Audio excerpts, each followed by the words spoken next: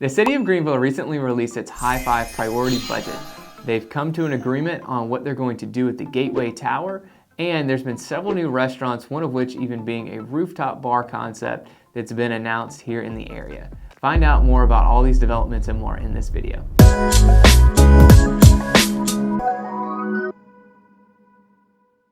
Let's start off with the rooftop bar concept. I know this is something that a lot of people have wanted. We have a couple of these in the area, but it's not something that's super prevalent here. We have wonderful weather, so people want to get outdoors and they really want to enjoy themselves and they want to have a great place to go to do so.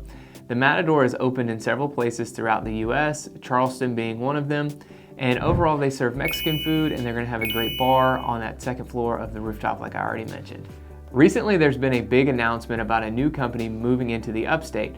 Intercell has been meeting with Governor McMaster of South Carolina about starting a plant here in the upstate.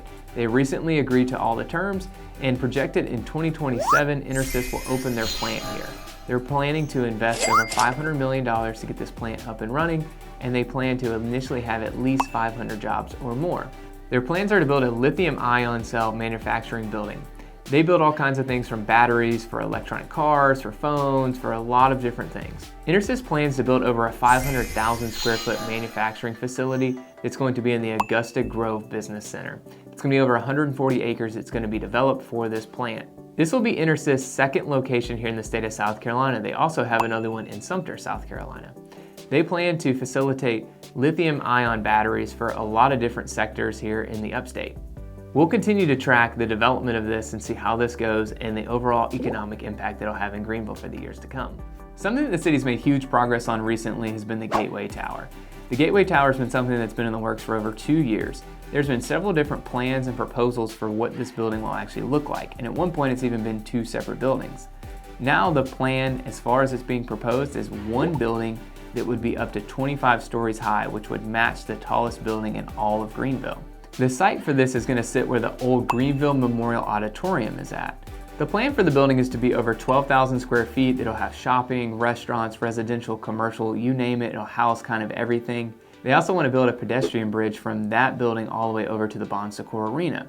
I'll continue to track this since this has been something that's been on everyone's radar and hasn't got approved yet, but I'll be your source of information as far as any future development. Last but not least, let's talk about the city's budget for this year. The first thing we want to talk about is the area they're investing the most in, which is actually into traffic management, sidewalks, and dealing with all the traffic congestion. They're going to invest over $19 million to deal with these issues. The next item on the budget is investing over $10 million into the streets, the corridors, the intersections, public safety, and all of our first responders, so our fire department and our police department. The city is also going to invest over $6 million in improving the parks, the recreation, the greenways, and all of the trails. The last item on the budget is improving housing. They're looking at spending money in affordable housing and workforce housing. They're going to invest several million dollars in improving these 2 areas in the city. Overall, I think we can see that the city of Greenville is very involved and wants to improve the quality of life for those that live in the city. So which of these updates do you think will make the biggest impact on the quality of life here in Greenville? Drop a comment down below. I'd love to hear from you.